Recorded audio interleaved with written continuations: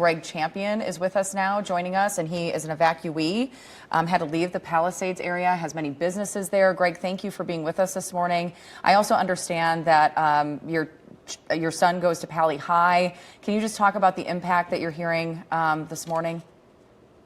Sure. Thank you for having me on today. I just want to say that yesterday was horrible. I live in the Palisades. My kids go to school in the Palisades, 3 different schools no less, and my business is in the Palisades. And yesterday at 10:30, I looked to the right as I was driving down PCH, and I see this brown cloud, and I'm like, oh my God, what is that? And the next thing you know, within minutes, that cloud had become a major fire in the Highlands, and then it jumped Palisades Drive to hit the Paseo Miramar area. And so what I'll tell you is that my daughter, a freshman at Pali High, she lost her school.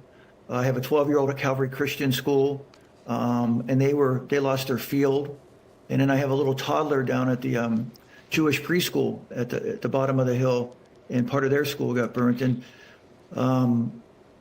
yesterday was scary. I run a business where I help people get sober. It's called Startup Recovery. And we have these 3 beautiful houses up on Paseo Miramar. And my staff did a fantastic job of getting our clients and the rest of the staff out yesterday. And then as we were going up the hill or going down the hill, we realized that we left a dog up there. And one of my staff members, Steve Ulisowitz, and myself went back up there, made it 2/3 up, pulled our car over, ran up the hill, and we were almost at the house, and the fire department came up to us and physically removed us, said, if you guys go any farther, you're going to die. And my lungs filled up with smoke. I went back down. But you got to think of my chaos. I had to get 2 kids out of school. I had to get my clients down the hill for my business. And then I had to go evacuate my own house, all in a matter of 2.5 hours.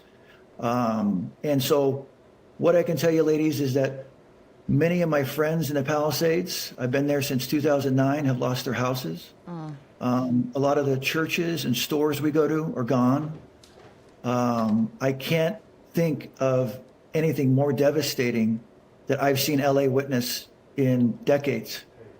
And, my family's safe, my wife is safe, my 3 beautiful daughters are safe. But my business that I built from the ground up with my partners, Jeffrey Van and Patricia Myers, is gone. And we did really good work helping people get sober, get their lives back. And what I will tell you is that we will rebuild, and we will be back.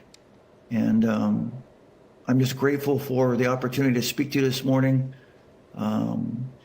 And I'll answer any more questions you may have. Yeah, Gregg, it's unbelievable, and obviously this is a very shocking time for everyone involved. I know you're grateful for your lives, and that's the most important thing. But are you already looking forward now to tomorrow? Obviously, your business is gone, and your kids' school is gone. What are you thinking about in terms of tomorrow?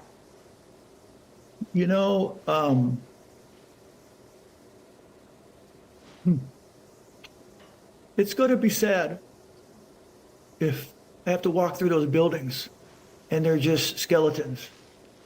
I really tried to hold on to my emotions, but when you put me there tomorrow or whenever they let us back into the neighborhood, I don't know. I mean, it is truly starting over. And, I'm an optimist by nature. I am just so happy that no one was killed in the Palisades. I know there were some injuries. I'm so grateful that my staff, my clients, my family are safe. But I can tell you right now, the emotions will overtake me walking into that darkness that is what was once one of the most beautiful cities in the country, Pacific Palisades.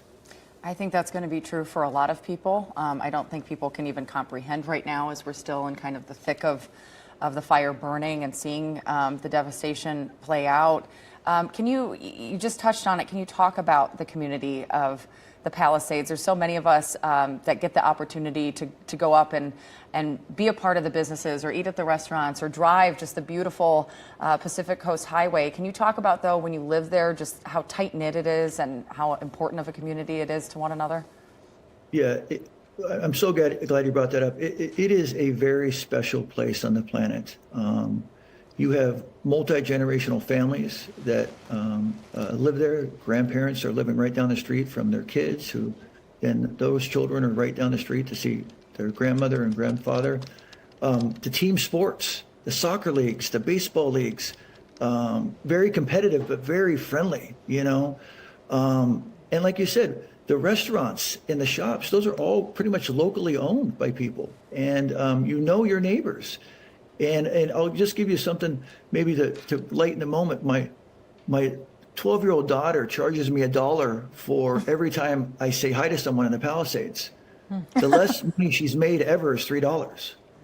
It's one of those neighborhoods that you know everybody as you walk down Via de la Paz or Sunset or any of the other streets. So, and not to mention, we have hiking trails in the beautiful Pacific Ocean. It's a real special spot to raise kids, and it's a great loss that will be for decades. I don't know how you get back in any semblance of time the enchanted way of the Palisades. It is definitely a special place, and it will be very different. It is very different already. All right. Well, thank you so much for joining us. We wish you the best.